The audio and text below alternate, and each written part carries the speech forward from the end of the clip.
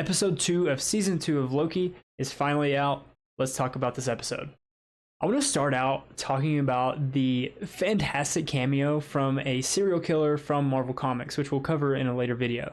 Right, I'm talking about Brad Wolf, or an agent of the TVA in the MCU. So this is really interesting that this agent left the TVA to go be Brad Wolf, aka Zaniac, a serial killer from Marvel Comics. I just love that little nod to the comics. Personally, I feel like some of the most recent projects kind of strayed away from that, and I love that they brought that back for this episode of Loki. I'll cut straight to the chase. I give this episode a 9 out of 10. I gave the first one an 8 out of 10 because honestly, not a whole lot happened in it, but this episode, so much happened in it, and it was so much fun to watch. It was funny, it was action-packed, and it just left me wanting a lot more from Loki. Obviously, this episode centered around finding Sylvie, and once they did find Sylvie, she had to help them because they finally learned what exactly was going on whenever they sent all of those agents to look for Sylvie, in quotations, obviously. I think one thing that this episode did really well was establish that this new version of the TVA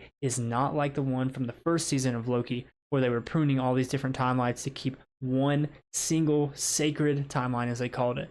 Now, the TVA are just protectors of all timelines. They're allowing all these other timelines to exist because they're just people. I think that was the main focus of this episode, is establishing that this is not the same TVA. Season 1, the TVA was very much the bad guys. And now, the TVA, very much the good guys. I do think Sylvie had a point when she said that it is rotten and it's very corrupt, but it's up to them to fix it. I love that we got a little bit of a sneak peek into what Morbius's greatest fear is about seeing where he's supposed to be on the timeline. What if it's good? Because then he would have missed out on that very great life he was supposed to live before he was kidnapped by the TVA. Then obviously, Obi, of course, great as always, and I expect him to continue to be great. If we lose Obi in this season of Loki, I'm going to lose my mind. We also finally got to see what Sylvie did after the events of season 1, after she killed He Who Remains, Kang the Conqueror. She went to work at McDonald's. That's one of the funniest things I've seen in a long time, and I love that they mentioned McDonald's apple pie because that stuff is phenomenal. I don't know what they put in it, but it's great. We now see that Sylvie simply wanted to lead a normal life, but pretty obvious that's not going to happen because they are going to need her for what comes next. Speaking of what comes next, my initial reaction was, no post-credit scene? Are you serious? How do I know what's going to come next?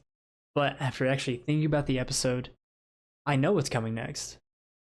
The end of this episode really set up the fact that they have to go find another variant of Kang the Conqueror. Obi mentioned the only way they can open the blast doors is to have a scan from Kang. At this point, we could possibly see the Council of Kangs being built out in front of our eyes as Loki tries to figure out which variant to bring back and which one will actually come with him. Something about this season compared to last that I absolutely love is that they're really diving into the detective relationship with Loki and Mobius. You see a lot of good cop, bad cop tactics. Then they talk about switching up their tactics because he knows their tactic. It's just so much fun to watch and it's really entertaining. I think the acting was absolutely superb, fantastic, and I expect more of that the rest of the season. While I thought the episode was hilarious, entertaining, and the action was awesome, I just felt that there was something missing, but I can't quite figure out what that is. Again, showing my own biases, I feel like it could possibly be because I'm watching the show through the lens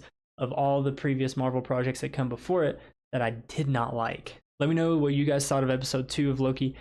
Loved it, 9 out of 10 for me. Let me know what you rank it down in the comments below. I appreciate you guys so much. Make sure you subscribe, turn on notifications so you never miss another video. And hey, why don't you just go ahead and share the channel with some of your friends and family that also love superheroes and Star Wars. I appreciate you guys so much for watching. Catch you guys in the next one. Peace.